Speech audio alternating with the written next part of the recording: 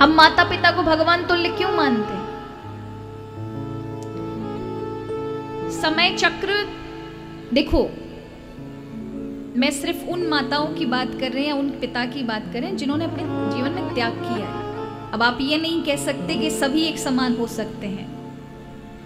आपको ऐसे भी लोग मिलेंगे जो माता पिता के नाम पर महाराज बस पूछो मत, माता पिता है ही नहीं। पर ऐसा नहीं कि उन एक दो के चक्कर में आप पूरे मातृ पितृ समाज को दोष दे दें, नहीं।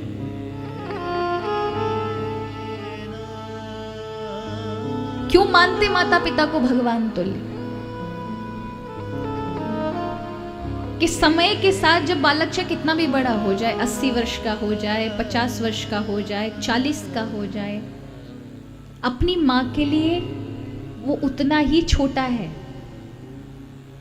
उसके लिए वो हमेशा बालक है। उसका वात्सल्य की गोद हमेशा उसके लिए खुली रहेगी।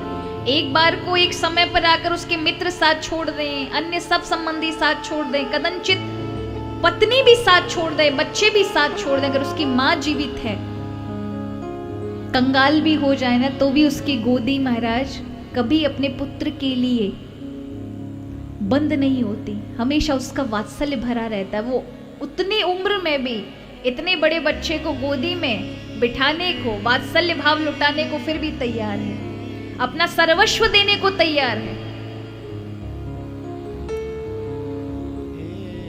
जिसमें स्वार्थ भी नहीं देखा जाता। ऐसा मां का संबंध है जो अपना रूप रंग सब खो करके संतान को जन्म देती है, उसे पालती है, पोषती है, हमेशा उसके लिए रात दिन कुछ ना कुछ करती रहती है।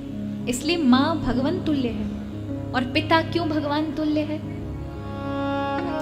अपनी जवानी में जो उसने किया, सोचा, और जैसे ही बच्चे हो जाएं तो फिर सारे ऐशो आराम उसके कम होने लगते हैं।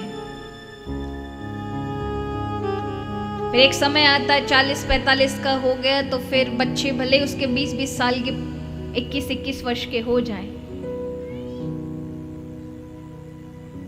और मित्र यार कहें अब तो तुम्हारा बहुत टाइम हो गया, 50-60 के हो गए हो, बच्चे इतने बड़े बड़े हो गए, अब क्यों दौड़ रहे हो, क्यों भाग रहे हो?